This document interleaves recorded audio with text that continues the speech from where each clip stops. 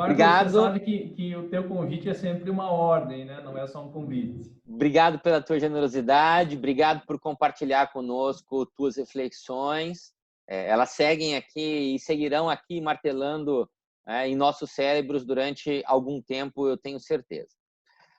De imediato, eu quero passar a palavra para uma das pessoas mais generosas e mais simpáticas, de coração maior no direito civil brasileiro. Todo mundo que conhece um pouquinho, que já teve a oportunidade de conviver com o professor Rodrigo Toscano de Brito, vai simplesmente dizer que estou dizendo muito pouco, porque, além de saberes, e óbvio, isso é pressuposto para poder estar aqui conversando junto conosco, até porque eu disse que egoisticamente quero aprender.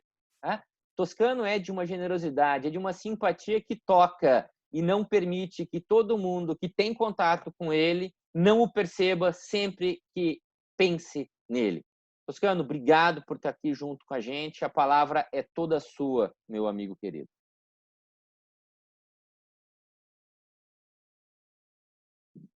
Meu amigo Marcos Catalã, em primeiríssimo lugar, eu quero dizer que eu cheguei a chorar aqui agora, sabia? Eu sei que a nossa amizade é uma amizade antiga, né? Nós já nos conhecemos realmente há muitos anos, e isso justifica todas essas palavras que você dirigiu para a gente agora aqui, mas eu confesso que mesmo tocou no fundo do meu coração.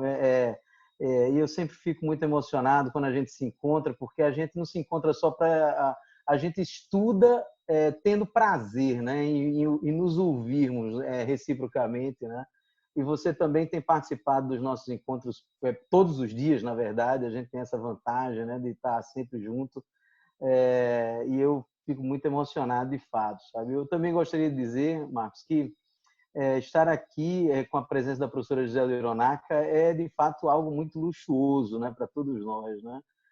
Digamos assim, um aspecto acadêmico na linguagem, pelo menos anterior à pandemia, a linguagem seria uma presença premium, super premium, né, da professora Gisela. É sempre muito bom tê-la por perto. Flávio, acho que já não está por aí, precisou sair, mas também Sartori, eu vi que ainda estava pouco, Laurício também está participando com a gente. E, olha, participar de um grupo de debates com Andrés Marinho, que eu já tive a oportunidade de conhecer lá em Vitória, no nosso último encontro lá em Vitória, no Espírito Santo. Angélica, o nosso grande amigo Herotos, que eu, sinceramente, Herotos, eu lhe escuto, eu fico impressionado com a sua capacidade de compreender determinadas coisas que eu mesmo não tinha parado para pensar antes. É impressionante. Ricardo Canan, que eu estou conhecendo agora, Ricardo, também meus parabéns pelas suas colocações. E o meu amigo Vladimir Alcibiades, que está conosco aqui também, é o que está mais próximo de mim aqui em João Pessoa, né? E a gente tão próximo e tão separado que a gente já faz tempo que não se encontra por conta da pandemia, né? Ali Barbosa, eu já fiz menção a você, se eu não fiz ainda, meu amigo, você também se sinta abraçado, né? Claro que todos os outros amigos e os seus alunos, Marcos, que estão conosco aqui também participando, né?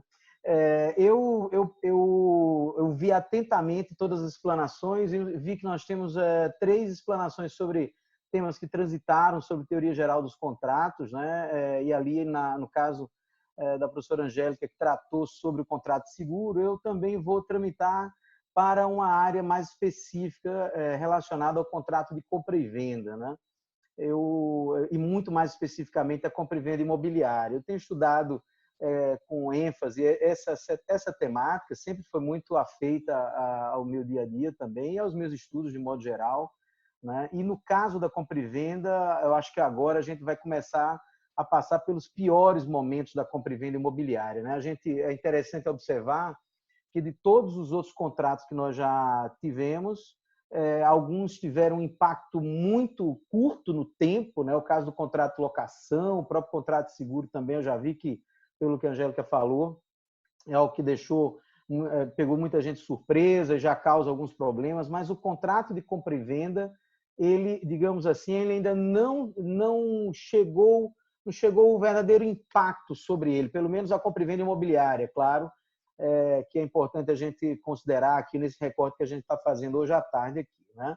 Quando a gente trata do contrato de compra e venda, também é sempre bom, no caso da compra e venda imobiliária, lembrar que nós temos as duas possibilidades da compra e venda imobiliária à vista, portanto, essa me parece muito menos problemática, porque quem celebrou antes, celebrou, cumpriu, não há o que discutir. Quem celebrar agora também vai celebrar mediante as condições que já conhece, portanto, não há surpresa mais a essas alturas, em razão do que já está acontecendo, né? Mas o problema se dá com a compra e venda a prazo, com as promessas de compra e venda, com a compra e venda cujo pagamento se espalha no tempo, né? O que começou antes do início do anúncio da pandemia aqui no Brasil e o que agora também a gente vai começar a ter em andamento. E eu prestei muita atenção ao que o professor Herotos falou e me deixa, de um certo modo, Herotos, muito confortável, porque eu confesso a você que nos últimos 20 dias, ou até mais um pouco, nós todos estamos estudando muito, né? Até mesmo por conta do tempo que está nos proporcionando isso, né?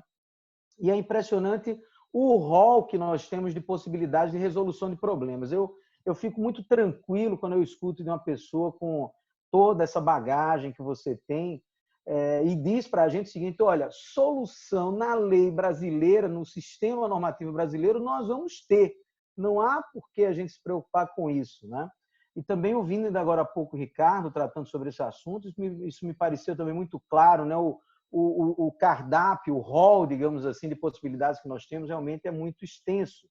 E no caso aqui do contrato de compra e venda, todo esse rol extenso ele vai acabar tendo que ser aplicado, e nós vamos ver uma variação muito grande do ponto de vista judiciário, né? Os juízes também estão estudando muito já essas hipóteses. O professor Vladimir, que está aqui com a gente hoje, é magistrado, trabalha em vara civil e sabe da necessidade que tem dessa atualização.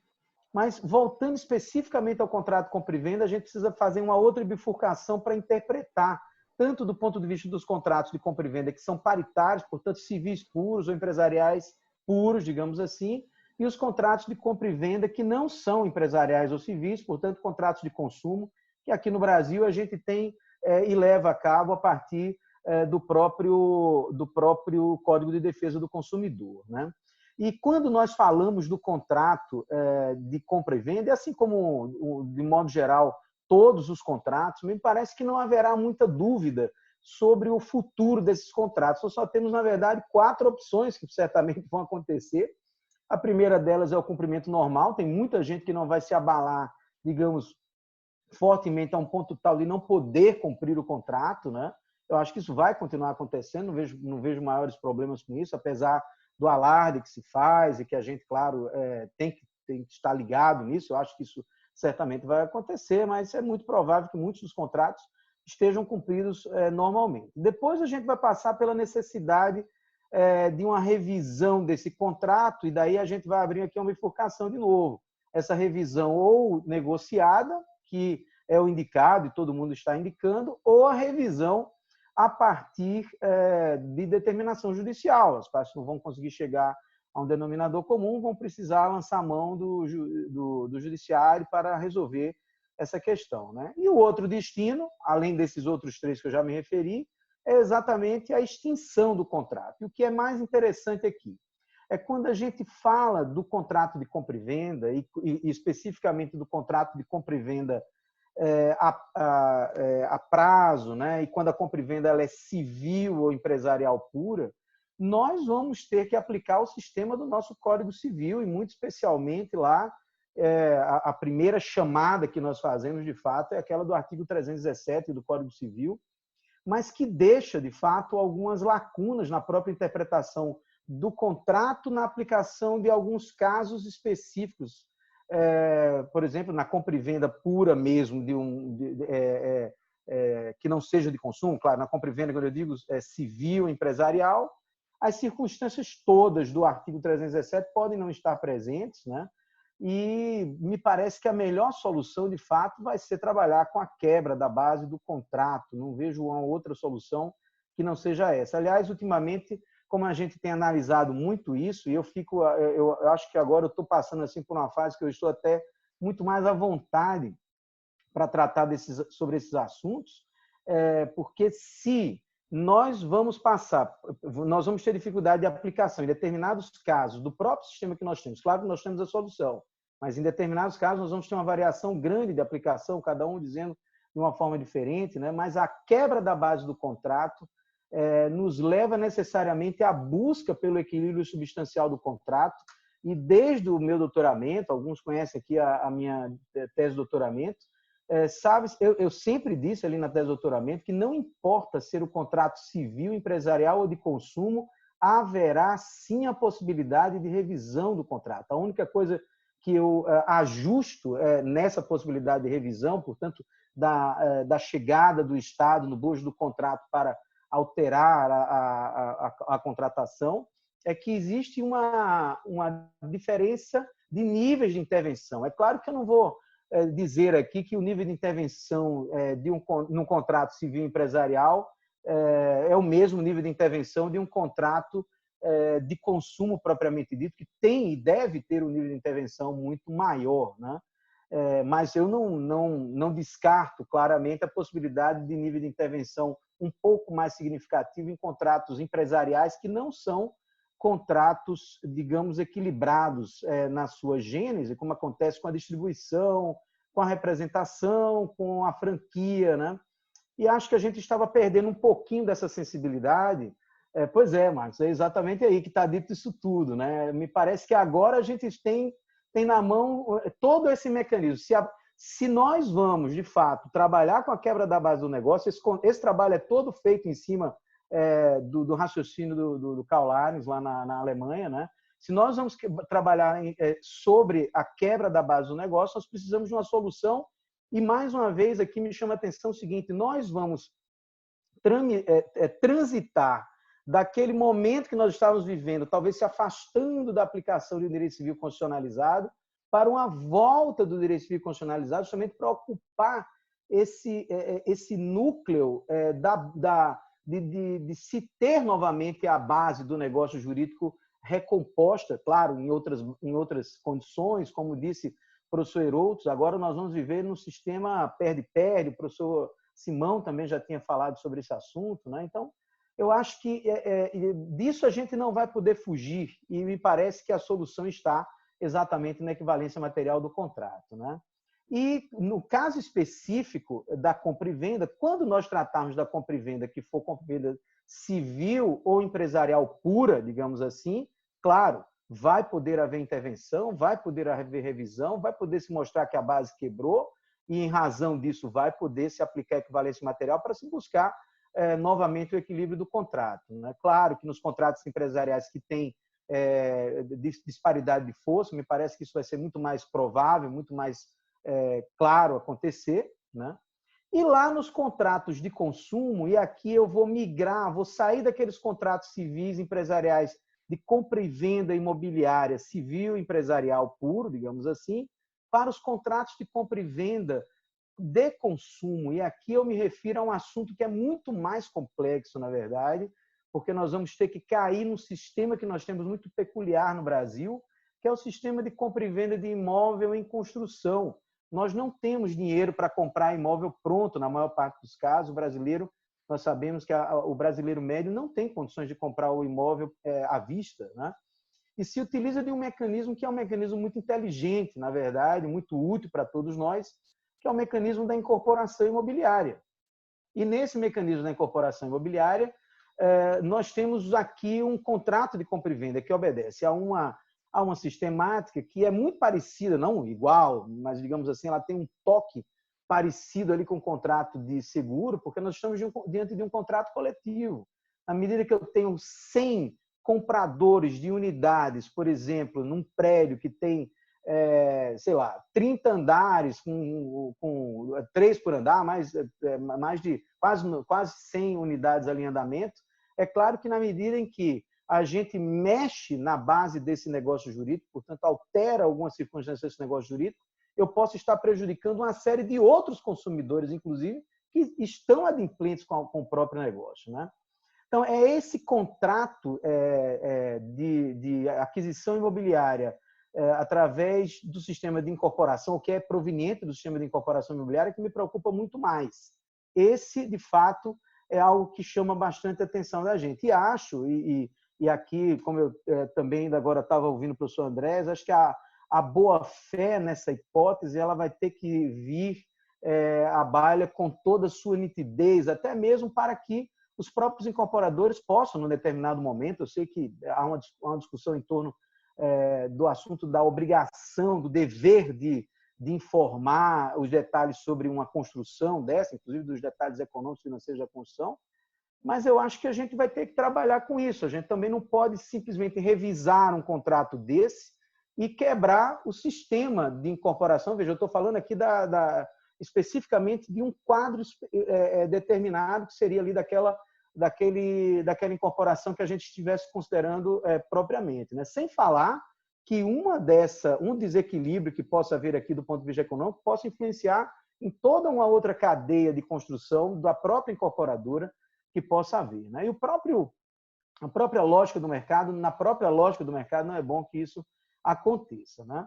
Então, quando eu vejo todo esse panorama acontecendo, eu acho que do ponto de vista da revisão, veja, do ponto de vista da revisão, claro que o consumidor brasileiro tem direito a essa revisão, mas eu acho que os magistrados vão ter que estar muito ligados com um equilíbrio. Eu acho que a gente vai voltar a ter que ter, embora a Lei da Liberdade Econômica tenha nos afastado um pouco disso, mas ela só durou na sua plenitude durante 6 meses, né, na verdade, né? Mas agora, quando a gente volta na sua plenitude para ela, eu acho que a gente tem que analisar os aspectos econômicos e os aspectos sociais que estão por trás de um contrato desse, principalmente porque mexe com o direito à moradia. Tem muita gente que já vai com pagamento avançado. Claro que é muito melhor revisar, e como disse ainda agora há pouco, Ricardo, é muito melhor a gente preservar o contrato, criar mecanismos de preservação desse contrato, do que propriamente de extinção. Para nós encerrarmos aqui essa minha participação rápida, o que mais nos chama a atenção é que o Brasil, como ele sempre passou por crises cíclicas, né? Nós temos crises cíclicas, e no caso da compra e venda de imóveis em construção, o mais interessante é que nós estamos acabando de sair de uma crise muito complicada, que começou ali no ano de 2014, 2013, 2014, tínhamos chegado ali em 2018 já com a curva um pouco mais ascendente, na verdade, no Brasil, e por conta de toda a crise que nós enfrentamos entre 2014 e 2018, nós, sem querermos fazer isso, nem pensar na própria pandemia, nós construímos um microsistema legislativo que ajuda na revisão, de um certo modo, e na resolução, e na extinção, vamos assim chamar, dos contratos de compra e venda de imóvel em construção.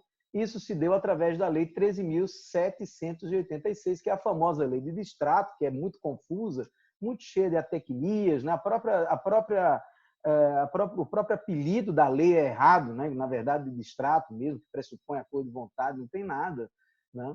E o mais interessante é que essa lei ela acabou trazendo alguns balizamentos. Primeiro, para manter o contrato vivo, como acontece com a hipótese trazida ali pela lei do atraso na obra por parte do incorporador.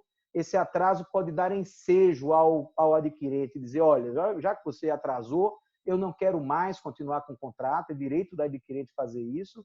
Como ele também pode, a própria lei permite isso também, dizendo o seguinte, olha, tudo bem, já que você não quer extinguir o contrato pelo atraso do incorporador, você pode ficar no contrato, inclusive pedir uma multa por conta disso, né? Você veja que a lei, nesse ponto, ela vai ajudar muito a gente do ponto de vista da aplicação prática nessas horas. É certo que vai haver alguns atrasos, há uma dúvida se o período de pandemia ele deve ser acrescentado ou não a um prazo que nós construímos no Brasil, que é o prazo de 180 dias, que sempre foi muito confuso, né?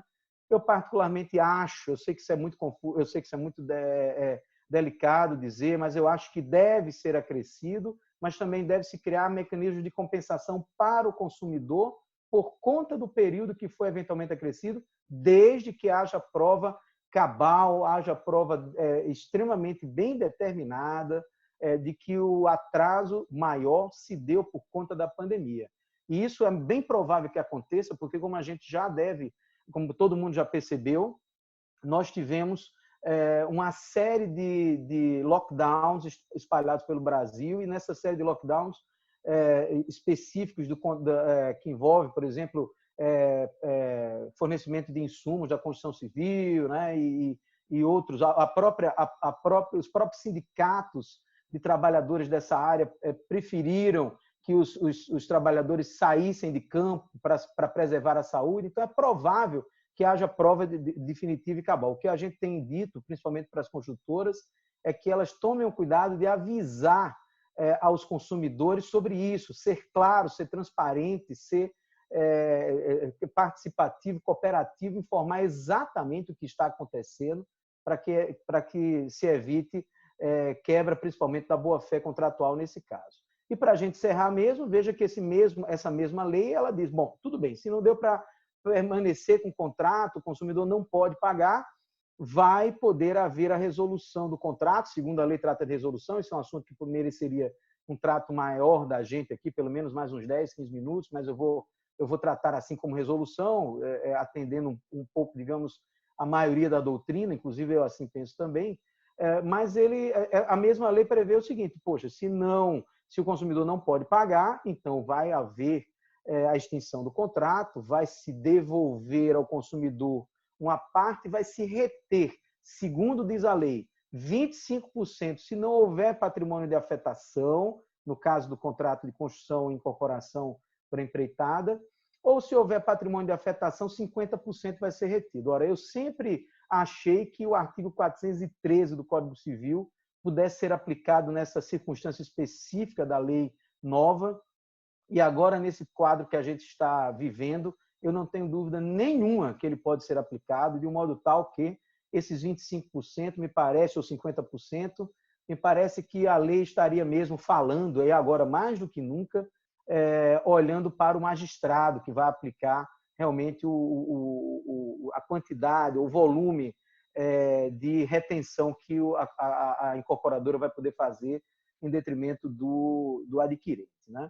Mesmo assim, mesmo nós temos um microsistema próprio de resolução do contrato, no caso da compra e venda de imóvel em construção no Brasil, eu considero que seja muito mais útil, até mesmo para o sistema econômico nosso, e como disse ainda agora há pouco o Ricardo, atendendo às lições elementares do livro do professor Enzo Rocco, né, que já começa fazendo menção a isso, né? O contrato é o motor da economia. Se nós mexemos muito drasticamente, principalmente num contrato que é muito social, muito voltado para a construção das habitações no Brasil, e nós precisamos dele para construir as nossas habitações, e parece que a saída melhor é criar mecanismos de revisão, ainda que seja espalhando mais o pagamento e até mesmo os prazos de entrega dessas obras. Me parece que a gente tem que criar mecanismos equilibrados para isso, mesmo com base na equivalência material, para evitar que a gente tenha uma quebra do próprio sistema e que as pessoas fiquem sem a casa que podem pagar a prazo, como a gente sabe que vai acontecer. Me parece que, até agora, o que eu tenho recebido de notícias sobre essas hipóteses, e principalmente do sistema do setor empresarial, é que ainda não há uma inadimplência expressiva dos contratos, o que nos chama muita atenção, apesar de nós estarmos aí com 40 dias já da pandemia, mas é muito pouco provável que isso continue assim, né? Na medida que vai avançando, que a gente não vai trabalhando, que a gente não vai produzindo, é provável que as pessoas também estejam ali perdendo o emprego, e tudo isso, claro, vai ter que ser levado em consideração. E, mais uma vez, nós vamos aqui para o jargão que a gente tem visto em todos os comentários sobre contratos. Cada caso vai ter que ser analisado especificamente. Não há outra saída, mesmo no caso aqui do contrato de compra e venda, a gente também vai ter que aplicar topicamente regras de equilíbrio e de equivalência material na técnica, claro, possível para isso. Meu amigo Marcos, eu espero ter trazido aqui algumas considerações que são relevantes para a gente, né? E ajudado, de um certo modo, aqui o nosso bate-papo de hoje à tarde, com esse encontro magnífico, de altíssimo nível, que eu, sinceramente, saio muito mais enriquecido do que quando eu entrei aqui nesta sala virtual. Você com a palavra. Toscano, é sempre muito bom poder te ouvir, obviamente nos encanta recortou um tema muito sensível para todos nós brasileiros, que diz respeito a um sonho de muitos, o sonho da casa própria. Movemos o mundo algumas vezes para tentar realizar este sonho e, obviamente, destacou aspectos extremamente importantes ligados a pensar o contrato como a veste jurídica de uma operação econômica, lá no professor Roppo, que ele tem um fim prático, não é? Uma função a desempenhar e, quiçá, nesse universo de reviravoltas, a especulação imobiliária também se afaste um pouco e acabe influenciando a redução de preços. Num mundo com menos dinheiro, talvez tenhamos menos especulação. Se os meus projetos, se os meus ideais e do professor Canaan não vão se materializar, o professor Canaan, como eu, é um comunista, pelo menos que a gente possa ter um pouco